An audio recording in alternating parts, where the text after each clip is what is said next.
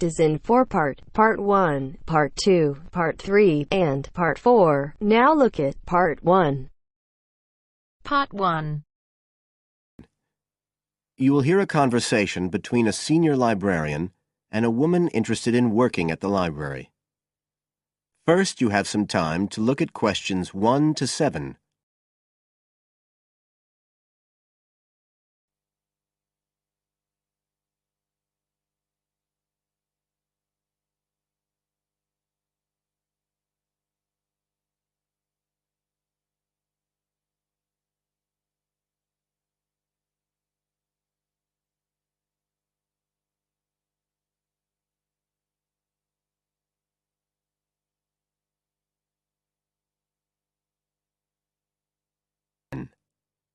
You should answer the questions as you listen, because you will not hear the recording a second time. Listen carefully and answer questions 1 to 7. I'm interested in doing some work for the library. Are you the person to speak to? Yes. Right. Well, what sort of work are you interested in? Well, I've just come to live here in Australia. I don't want a full-time job until my children have settled down, but I really need to get out of the house a bit. And I heard you need voluntary workers for various projects. Right. But I don't know if I have the right skills. Well, we do provide training. Oh! We always include an orientation to the library, together with emergency procedures. That's fire regulations, emergency exits, first aid so you can cope with accidents or sudden illness. Things like that which are necessary for anyone who's working with the public. Then we give specialist training for particular projects, like using our database system. I do have quite good computer skills, in fact. Oh, great. Is there any sort of dress requirement? Well, all staff have to wear a name badge, so they can be identified if they go outside the staff-only areas. But apart from that, there aren't many regulations. We ask you to sign in and sign out for insurance purposes, but that's all. How about transport? Do you live locally? Well, not too far away. I'm at Porpoise Beach. My husband needs a car during the day, but it's only about 20 minutes on the bus. In fact, we can reimburse part of your travel expenses in that case. Oh! Would that be the same if I came by car? No, because parking is such a problem here. One thing we are looking for, though, is someone who can drive a minibus. No problem. So, do the projects involve going outside the library? Some, yes, but not all. We've just finished one which involved working with photographs taken of the area 50 or 100 years ago. It basically involved what we call encapsulation. Putting them in some sort of covers to keep them safe? Exactly. It's time-consuming work, and we were very grateful to have help with it. Then, sometime next year, we're hoping to begin working on an initiative involving the sorting and labelling of objects relating to local history. We'll be needing help with the cataloguing. Well, I'd definitely be interested. How about at present? Well, we have a small team who work to support those who are unable to read. Working with the blind? Yes, or other groups who have reading difficulties. We provide volunteers with equipment so that they can take books home with them and read them aloud onto CDs. We're gradually building up a collection that can be lent to those who need them. I can see it would be useful, but I'd really like to do some sort of work where I can get the chance to meet people.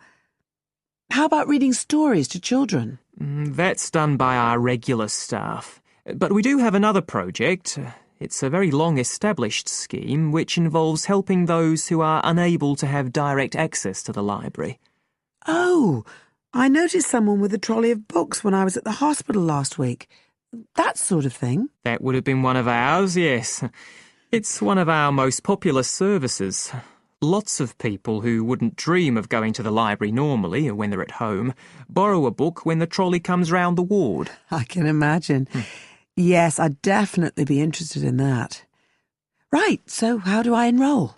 Well, we do ask all volunteers to commit themselves to a regular period each week. I could probably do 5 or 6 hours. Oh, be careful not to take on too much. But we do need someone for a couple of afternoons, from 2 to 4, so 4 hours altogether. That sounds fine. Before you hear the rest of the conversation, you have some time to look at questions 8 to 10.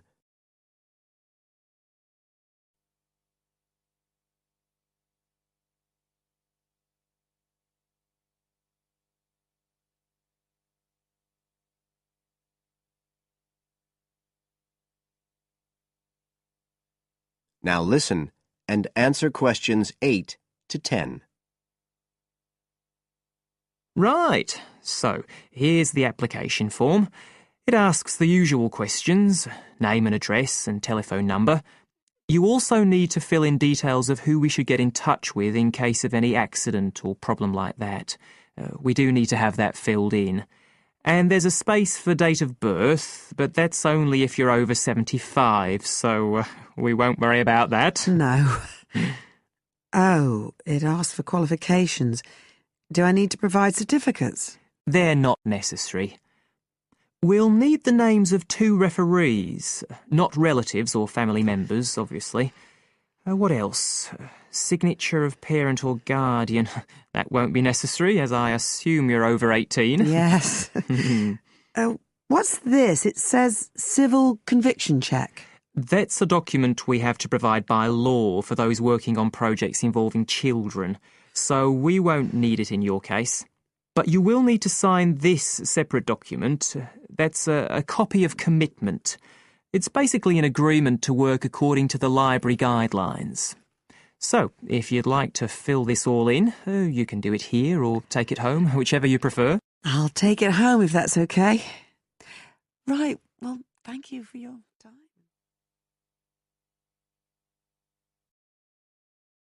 That is the end of part 1. You now have half a minute to check your answers.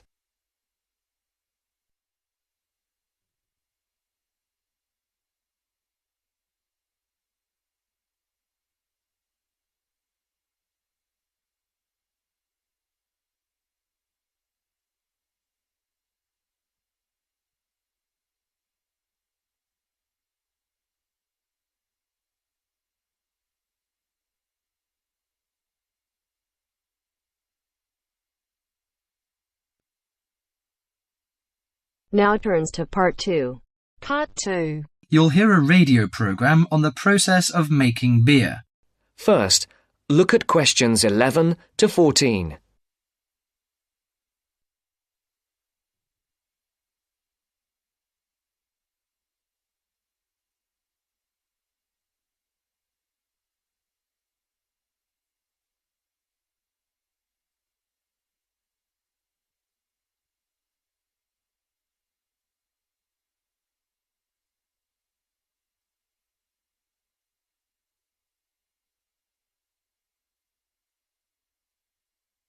Listen carefully.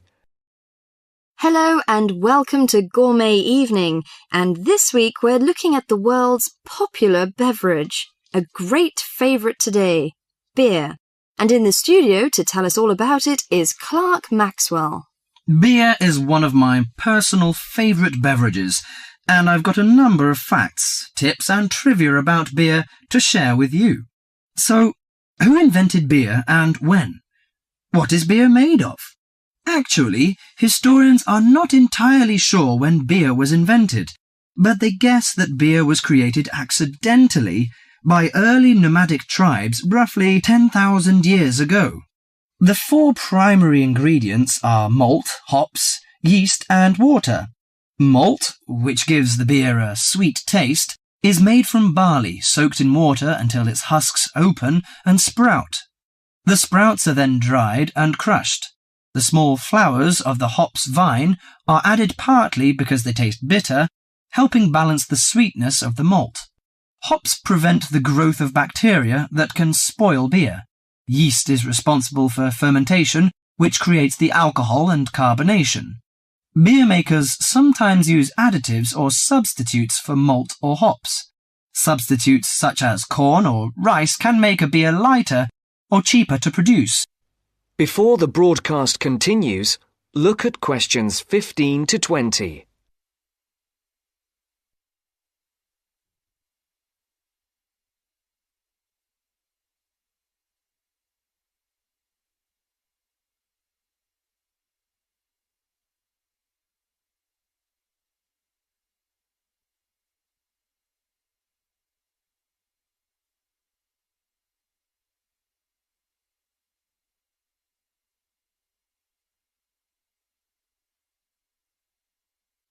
You will now listen to the second part of the talk.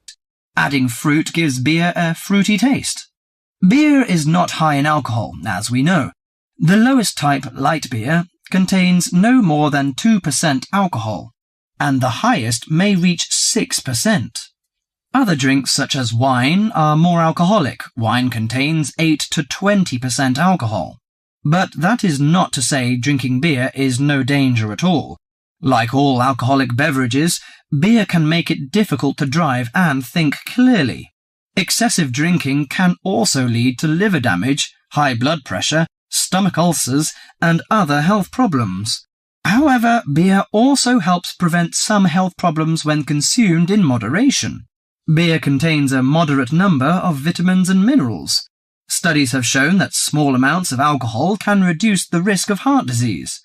Beer also contains selenium, a mineral that promotes bone growth and helps reduce the risk of osteoporosis. I suppose many of you think beer can give you a beer belly, but you are mistaken. Genes determine how fat is deposited. No food or drink can create fat deposits in specific areas of the body. As with all foods, the more calories you consume, the more likely they are to be stored as fat and cause weight gain. Beer contains no fat and averages 150 calories per serving. Well, one more thing. Pay attention to the storage and containers of beer. They will affect its taste. It's a mistake that the taste of beer improves with age, like that of some wines. Beer is a food product that will eventually become stale. It should be stored in a cool, dark location before consumption, and the colour of a bottle can influence the flavour. Brown bottles block out light that reacts with the hops, which could damage the flavour. Green or clear bottles provide little or no protection from light damage. Do you know which country drinks the most beer? Although Britain is even on the list of big consumers, actually the Czech Republic consumes the most beer, at 156 litres per person per year, followed by Ireland and Germany. That is the end of part 2. You now have half a minute to check your answers.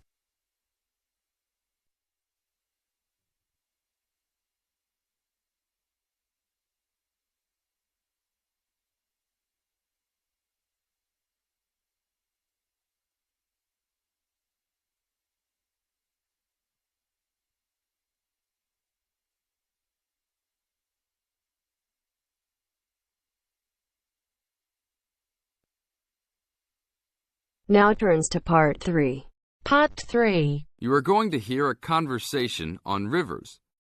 First, you have some time to look at questions 21 to 25.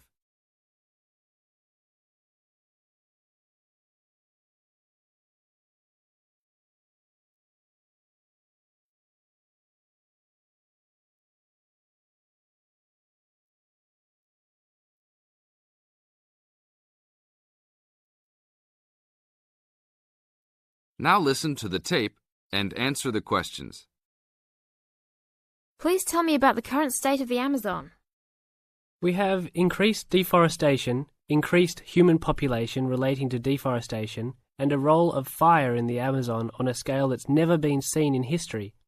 At the same time, you can see progress in trying to counter that negative trend. How do you see this? We see this in the creation of national parks and indigenous areas, and efforts to fund sustainable development activities for locals. We see both good and the bad, and it's going to be a race to finish. I understand that you started the Minimum Critical Size of Ecosystems project. Could you tell me about it? A number of years ago, it became apparent that those practicing conservationists didn't have the scientific information available to properly design a conservation area. They didn't know how big it had to be, right? People were learning that as forests fragment, the fragments begin to shed species after they become isolated, so they end up becoming poor examples of what they had been. This relates to the size of the fragment. Do people still study this? Yes, there is a rich subfield of conservation biology that looks at the efforts of fragmentation. One of the consequences is a general policy response to set up protected areas that are fairly large, something on the order of 1,000 square kilometres.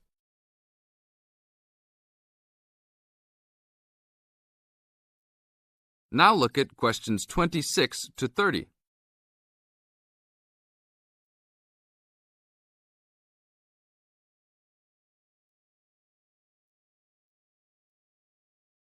As the talk continues, answer questions 26 to 30. Can you talk a little bit more about the forest fragmentation? As habitats are destroyed, they are accompanied by habitat fragmentation. So when 50% of a forest is lost, the remaining 50% being is not one large block, but smaller pieces, which makes the conservation problem even worse than saying that 50% has been lost. And this affects not just forest, but species diversity, correct?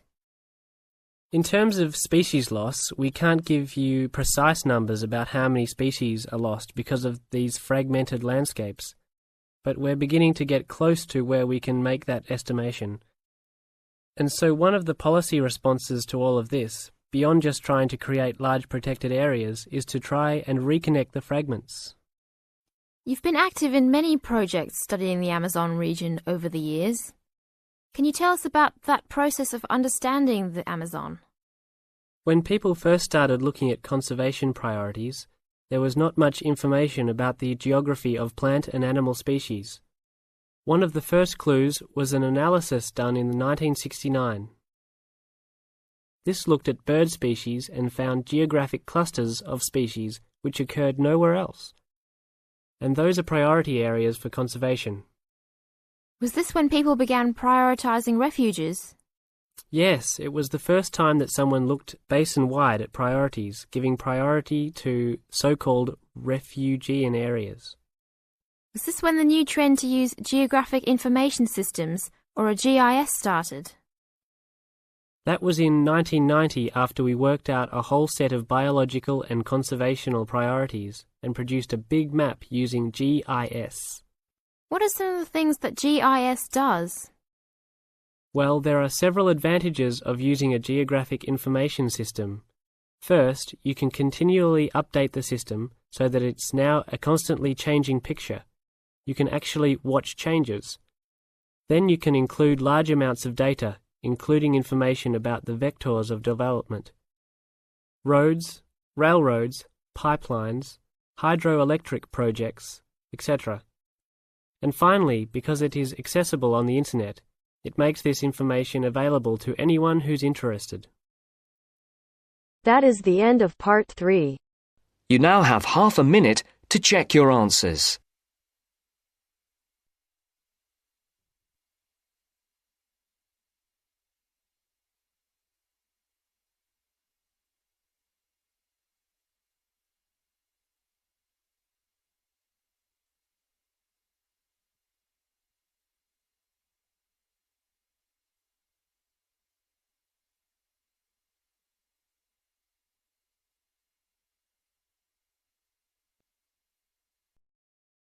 Now turns to part 4. Part 4. First, you have some time to look at questions 31 to 40.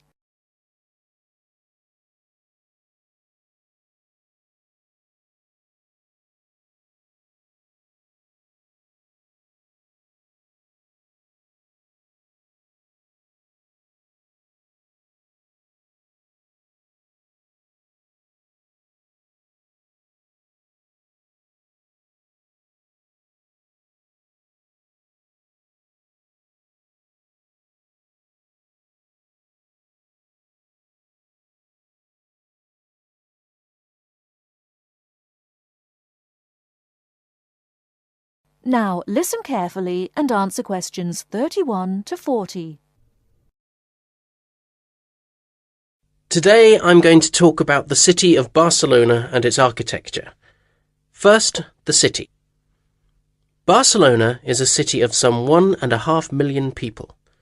It is a port situated on the northeast coast of Spain in the province of Catalonia. The people speak Catalan as their native language, but most are also fluent in Castilian Spanish and some speak English too. The city centre is surrounded by a ring road which encloses a grid with 2 major roads running diagonally across it. These are the Avenidas Diagonal and Meridiana. Probably the most famous street in Barcelona is La Rambla, which connects the Plaça de Catalunya in the town centre to the statue of Columbus on the water's edge. All along the centre of this wide boulevard are stalls selling flowers and artistic works. Barcelona was founded by the Carthaginians from modern-day Tunisia in North Africa. It grew under the influence of the Roman Empire, later becoming the capital of Spain.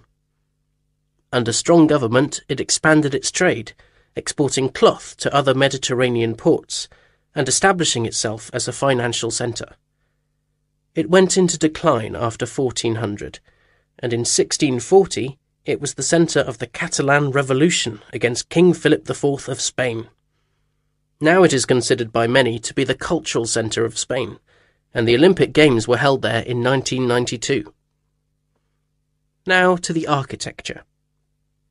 Throughout the city, there are many fine buildings, churches, cathedrals, markets and squares, which date back to the 13th century. One very fine square, which can be entered from La Rambla, is the Plaça Real, or Royal Square. This was built by Molina in the 19th century. 7 narrow passages lead into a large central area, which is surrounded by 2-storey buildings. Most of the ground floor is occupied by restaurants and bars, and it is traditionally a place of music and entertainment. It is impossible to talk about the architecture of Barcelona without mentioning Gaudí, who dominated the scene from the 1880s until his death in 1926. His style was unique, a decorative form of Art Nouveau, the style of the 1920s and 30s in Europe. It was based on organic natural forms, which often seem to defy the qualities of the materials they are made from. I will mention just 3 of his best-known works today. The first is Güell Palace. This was built for the Count of Güell, one of Gaudí's main supporters. The building features 2 arched gates, which lead into the stable area. Inside are 2 circular staircases, one for people and the other for horses. The ground floor is built of brick, but there is also much natural stone used in the construction. The roof is quite fantastic, with brightly coloured sculptures built around the chimneys and ventilation shafts. Another project commissioned by Güell is the park named after him. This was meant to be a garden city with 50 houses, but in fact only 2 were ever finished. The influence of nature is strong in the cave-like spaces and animal figures, and again, much use has been made of brilliantly coloured surfaces. But the greatest of Gaudí's works is still under construction, and it is not expected to be finished until 2041. He began work on this cathedral, known as La Sagrada Familia, Church of the Holy Family, in 1882, which means that it will have taken 159 years to complete. The finished building will have 18 towers, the highest being 170 metres high. The building will be 95 metres long by 60 metres wide, and it will hold 13,000 people, a truly impressive monument to Gaudí's great genius. And that's all we have time for today. Next week, we'll look at some of Gaudí's smaller projects, and also his furniture designs. Please make sure that you complete your assignment on Le Corbusier by this coming Friday. That is the end of part 4. You now have half a minute to check your answers.